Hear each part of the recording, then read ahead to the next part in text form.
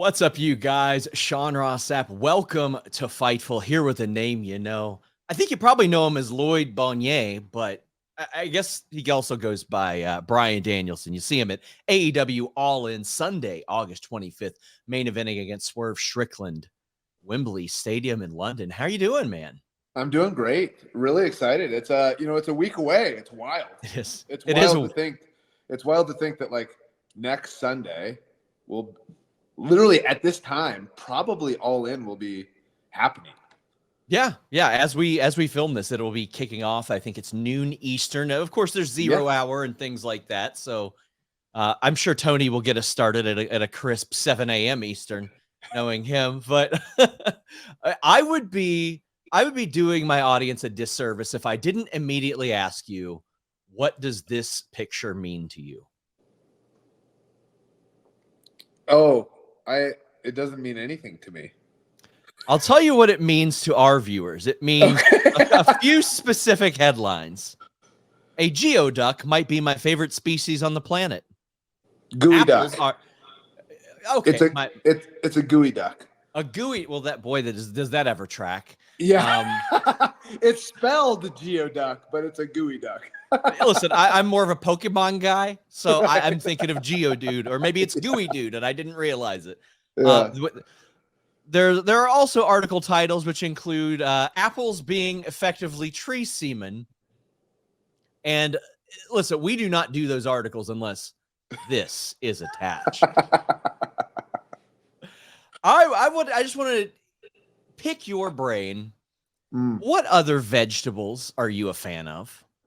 I'm pretty much a fan of every vegetable and every plant in general. Okay. I just recently tried, it's native to up here in Tahoe in Northern California, Northern Nevada, the Sierra currant, which is, it's an edible native plant and doesn't taste really like anything. But I'm just a fan of all species. All species. You know what? I respect that. I think that's a man of the planet right there. Yeah. Also, from a selfish aspect, I want to discuss my favorite piece of wrestling content outside the ring I've ever watched. It was yourself, RYBACK, and the former Dolph Ziggler on Table for Three. Now, I'm talking to Dolph Ziggler on Wednesday. You guys gaslit poor RYBACK, and I feel like maybe sent him down a path during this episode. So I don't feel like I sent him down that path, or that Nick did either. I think he was already down that path. We just highlight the path that he's going down. It felt like an intervention. I have to say this. And I haven't spoken to him because I'm really bad about like texting and keeping up with people and all that kind of stuff.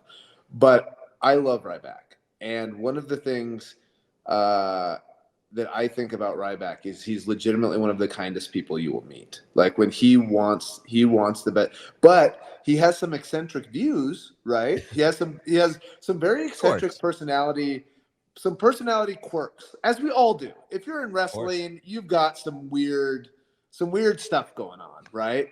But I think, but social media really highlights that. I think sometimes, I find it's best to limit how much I speak in public, because then people are going to really think I'm a weirdo. I mean, listen, Bryan Danielson on if he has ever effed a vegetable. Short answer, no. Long answer, ... was also a headline. What kind of vegetables do you think RYBACK enjoys? That's what I want to know. Or does he? He's vegan, isn't he? So I don't know. So we haven't really talked since he kind of went down the vegan path. Okay. And I don't know if he's still vegan, but I do remember a very distinct episode where Cody and I took him to Panera Bread, and he had no clue on what he could possibly eat at Panera Bread. I was just like, Do you remember what he settled on? I believe that was covered in the table for three. Oh yeah. So he ended up asking for like mountains of chicken on the salad, but he got so frustrated by just looking at the menu because he was very, as many of us are when we're on the road, we get kind of stuck in our patterns, right? Sure. And so he was used to going to Subway, getting a specific thing at Subway, which you can get like triple meat or whatever it is, you know what I mean? But here we are at Panera Bread, which has all of the same stuff that Subway has and more. And yeah, he looked up at this thing and was just blown away. He ended up going with some sort of, he was like, "Do you even have salad?" Like, yeah, there's a whole section that just says salads, you know? And so he ended up getting a salad with like 3 orders of chicken or something like that, you know? So, but the Ryback is a good human. I don't want to, I can't slander the Ryback. I think you did during that show. You did pretty heavily during that show. Yeah, it's all in good fun, maybe. It was a good time. It was a good time. I remember once upon a time within the catch wrestling community, a picture of yourself and I believe it was Billy Robinson and Jake Shannon had emerged. Was that like a seminar you had attended? I'm a big Billy Robinson guy. I've always wondered about that. Yeah, so I was training a lot of Extreme Couture there in Las Vegas, the MMA training facility, and my grappling coach is a guy named Neil Melanson, and he started in catch wrestling, ended up training in highest in grappling with like Carl Parisian and Judo Jean LaBelle and that sort of thing, and but then he was kind of the head grappling coach there. And so he had brought in Billy and Jake Shannon and all that kind of stuff. It was just a really cool learning experience, you know? So yeah, it was, and it was just cool. Like the ties to pro wrestling are pretty awesome. You know, like when I think of, like lineages of people that you learn through, you know, I learned through Shawn Michaels is where I first trained, but then like, that was like beginner training, right? Then I started training with William Regal, and you know, you think of his training with like all the people in the UK and in Blackpool and all that kind of stuff, and the people he's learned from, and then that kind of lineage. But then the shoot style grappling stuff, learning it from Neil, who learned it from Jean LaBelle, who learned it from Luthez, who learned it from Strangler Lewis. So that's all kind of like neat little interesting history lineages, you know. And it's preserving history as well. Like, are there any holds that you view as like underused in wrestling that you're like, that should be brought back, that should be in the forefront again? Every hold, really. But I agree. You know, like a lot of holds have gone, you know, because of the action oriented nature of professional wrestling in modern times, we don't put a lot of emphasis on holds, right? So one of the things that, you know, I was really interested. I was talking to Mike Rotunda about this because he was a great amateur wrestler, but also knew some of like the really like mean amateur wrestling stuff. I was like, okay, why was the full Nelson banned from amateur and collegiate wrestling? Like, how would you use it to, and I know why, it's because it's dangerous, but how would you use this to pin somebody? And he showed me, and one, it was incredibly painful and felt like it was going to break my neck. And two, it's like, oh, that's a really cool thing that we could be using in pro wrestling, but we just don't, you know? And I think there's a lot of that, but you see now, it's like music now, right? Music, my wife and a lot of people say things like, music isn't what it used to be. No, music's way better than it's ever been. There's great people doing all these different styles, right? So if you look at Zack Sabre Jr. or on one spectrum, as far as how he uses holds and legitimate grappling techniques and all these kinds of things, but you also look at people like Timothy Thatcher or Charlie Dempsey or even Lee Moriarty, or Hechicero, doing these different grappling techniques with all these different holds that are, a lot of them have legitimate training, and then they're putting in some entertainment aspects of it, you know. So it's just really cool. But in modern TV wrestling, I think sometimes it's hard for people to, even try to put on like a hold for an extended period of time for fear of losing the audience. We've talked about AEW All In coming up this weekend. You have mentioned that your talent contract was actually up a number of weeks ago. Yeah. I have no contract right now. I was going to ask about that. Yeah. I'm literally, I'm just not under contract, which is crazy. So in that sense, has anybody reached out to you and been like, "Hey, you're not under contract. Do you want to come do this? Do you want to hop over here?" Not a single person. Considering the wrestling landscape we're in, I mean, does that surprise you? No, but it's also people who really know me, like, know that I don't look at my phone very much. So even my manager, even this interview, my manager, so John's on the, John's the AEW representative who's, on this call. And John and my manager, Meech, were reaching out to me. Meech ended up calling my wife, and then my wife called me to remind me that I had media this morning.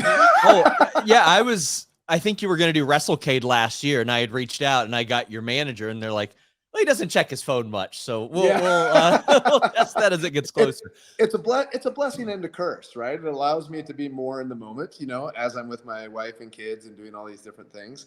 But then when people really want to get a hold of me, then I'm not available. So that said, right now, let's see where we're at currently. I have 3,998 unread text messages. One of those 400. That's impressive. Yeah. I'm almost at 4,000. There's also a lot of missed calls, so there could have been somebody in there, but that would require me to go through and look at all my missed text messages, and that would just be. Well, that allows you to miss tree semen memes as well that cultivate and turn into T-shirts on the internet. So so yes. Somebody approached me. It was at not Double or Nothing this year, maybe Double or Nothing last year, with an apple to sign. I know her. They had to freeze. They froze it and put it in a Ziploc bag. Oh, yeah. And I signed it. So it's like, okay. So there we go. Those are a couple of my friends. Kelsey.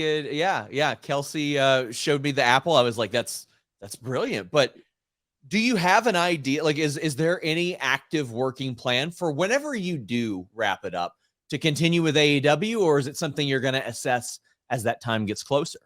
Tony and I have talked, and I'll always pick up the phone when he calls, right? So as far as like, if I'm by my phone, that is, I have to put that out there because, for example, he called me last night, but it was at 9:30 at night, Pacific time, and I was already asleep.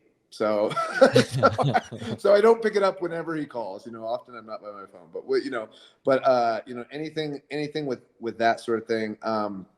The first thing that I have to do when I'm kind of done wrestling, that kind of the thing that's in my priority is get my neck better, which probably involves some sort of neck surgery sooner rather than later. But so that will be my first kind of order of business. And then I'll help AEW where I can. Like I love AEW, right? And so I want to help as much as I can, and as much as they want my help, I'm willing to participate. As we wrap up again, AEW All In Sunday, August 25th from Wembley. How have you felt about being this locker room leader, being a part of the disciplinary committee, taking a lot more responsibility than maybe you had anticipated? I mean, I know you had helped and contributed creatively as well. Yeah, listen, nobody wants to be a part of a disciplinary committee. It's not I don't get paid for it, right? Okay. And so it's not even like, oh yeah, at least you're making all these extra bucks or whatever it is. Yeah. Right? It's a completely no fun job. And so yeah, I'm kind of honored that they wanted me to do it, because it just kind of shows that, like, okay, Bryan's level-headed. He's gonna come at this from a wrestler's perspective, that sort of thing. But yeah, and I help Tony with creative, but it's mostly Tony's ideas for AEW. He's got a brilliant mind for wrestling, So I help a little bit with that. I help a little bit with the disciplinary committee. What that will look like, you know, kind of when I'm done wrestling, I have no idea. So, so we'll see. I mean, you know, I don't know. Like I'm focusing right now on All In and making that the best it can be. But then after that, you know what I mean? Like I want to be able to spend some time at home with my family, Sure. be involved more in my community, you know, see one of the most rewarding things that, you know, that I've been able to do outside of wrestling is we restored this creek, and it took several years, but now salmon come back, and you know I participated. I was there probably 3 or 4 times, and this is in Washington State, and then donated money to help fund it and all that kind of stuff. And I mean that's really rewarding. I mean there were salmon weren't coming back to that stream, and now they are. And so it's like That's participating in things like that and seeing meaningful change, you know, like that's kind of my thing. So Well, we appreciate all the meaningful change you brought to wrestling over the years. Hope that this weekend isn't it, but I appreciate the thoughtful answer. And listen, do you know what's funny is that I bet some people hope that it is. Really? I Yeah. don't. I think some people. Swerve has a lot of fans, right? A lot of He people does have a want lot of Swerve to fans. stay champion. Yeah. So it's like so yeah, I'm actually really looking forward to it. And you know, this is my first time wrestling in Wembley because I didn't get to do All In last year. So, you know, I got to visit it. I was doing media in London and got to visit it. And just such a cool stadium. So I'm really excited, and I can't believe it's already a week away. AEW All In Sunday, August 25th from Wembley. Bryan, this is one I've wanted to do for a long time. Really appreciate you taking the time. Hopefully we get to do this again. But thank you so much for the time, and good luck this weekend. Yep. Thank you very much. Till next time, guys, we're out. Buying pay-per-views on NordVPN.com/Fightful is going to enhance your pay-per-view buying process. Now, one subscription to NordVPN has so many different benefits, but if you're a big pay-per-view buyer like myself, UFC, boxing, pro wrestling, all that good stuff, any combination of the three, if they're doing a fight circus or something like that, this subscription will pay for itself after 1 or 2 pay-per-view buys. Change your virtual location, pay for it at the prices that other people are paying for it in the UK, in Australia, etc., and you can get different interfaces. Maybe you don't like Peacock and you want to check out the WWE Network the way that it used to be, the way that it was designed to be, the easy navigation, so on and so forth. Maybe you want to watch AEW without commercials. Maybe there's some other overseas services that you can't subscribe to and you want access to them. NordVPN.com/Fightful gives you that with a great deal and a 30-day money-back guarantee. Even better, 24/7 tech support, so if you have trouble navigating any of it, they can help you out. Fastest VPN on the planet, NordVPN.com/Fightful.